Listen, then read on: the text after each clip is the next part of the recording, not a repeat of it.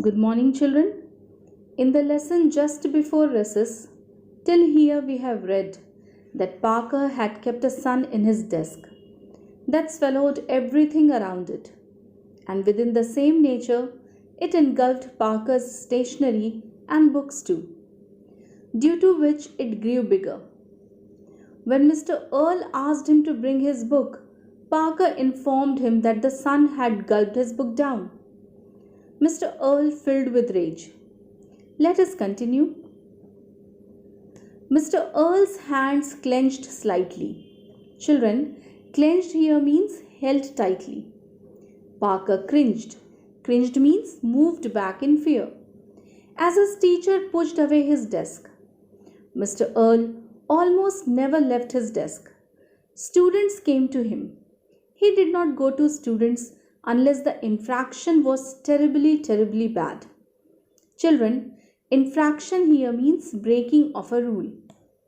So, Mr. Earl was furious at Parker's reply that his book had disappeared. He pressed his hands tightly in extreme anger. Parker moved his body back in fear.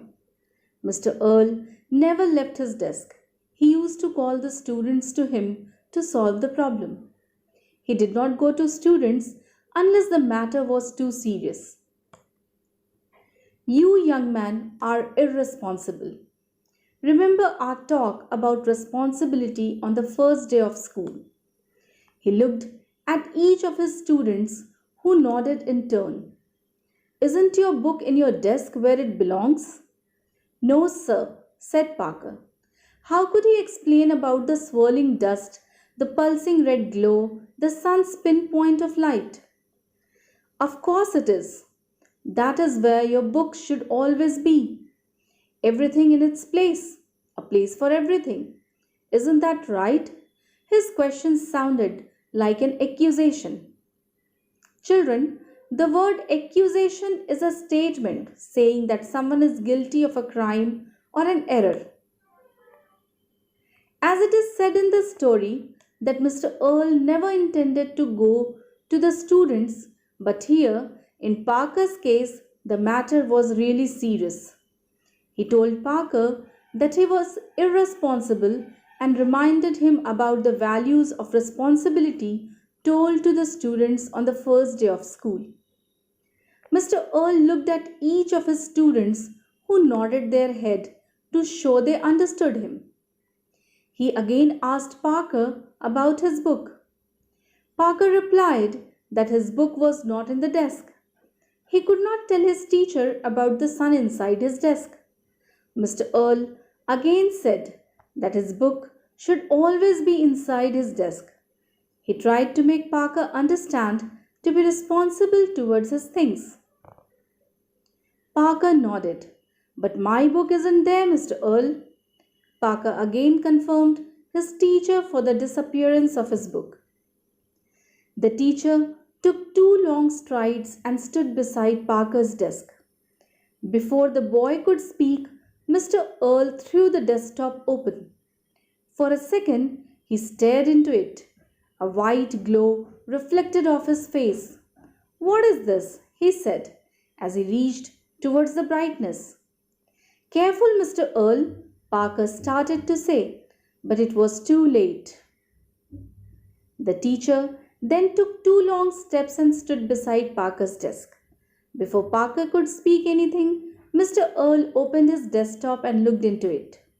A white steady light reflected on his face.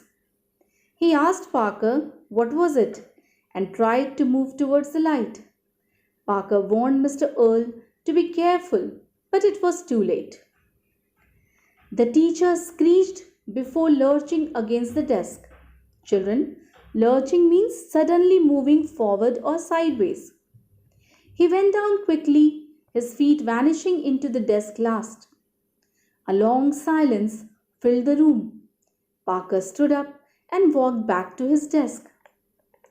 So, Mr. Earl here gave a loud cry as he made a sudden movement. He was being pulled by the sun. He went down quickly, his feet disappearing into the desk. As this incident took place, There was a deep silence inside the classroom. Parker walked back to his desk. The sun within had grown, its heat baking like a tiny oven. He closed the top, which snapped down hard on its own at the last moment. The other students hadn't moved. Parker looked at them, they looked at him. Over the intercom, a bell softly chimed. Children, intercom is a system of communication by telephone or radio inside a building. Recess, said Parker, and they all ran outside to play. So here, Parker found that the sun had grown in size. Its temperature also increased. Parker quickly closed the desktop, which fell suddenly with a sharp sound. The other students were still standing.